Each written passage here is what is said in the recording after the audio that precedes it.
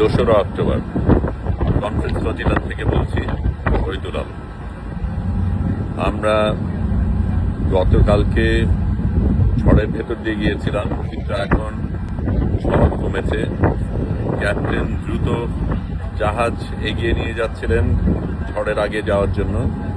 আমরা সুমুদ ফতিরার শেষ অংশে, এর আগের ফ্লোটিলাগুলি ইতিমধ্যে গাজার কাছে চলে গেছে। সামনে যেগুলি ছিল সেদিকে গত রাতে ইসরায়েলি হানাদাররা আক্রমণ করেছিল, কিন্তু আমরা এখনো সেই জায়গায় পৌঁছাইনি।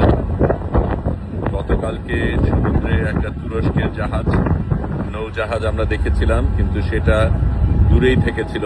আজকে কারা আছে আমরা জানি না, কিন্তু আমরা ক্রমশ কাছে যাচ্ছি। আমরা অবশ্যই সেখানে পৌঁছাবো এবং ইসরায়েলের আক্রমণের কারণে আমরা কোনোভাবেই পেছনে যাব না। এখনো সমুদ্র উত্তপ্ত, এখনো ঝড়ের আশঙ্কা রয়েছে। বিদ্যুৎ থেমে গেছে, বৃষ্টিও সকালে থেমে গেছে, কিন্তু আমরা আমাদের মতন চলছি। শহীদুল আলম বলছি, গাজার পথে।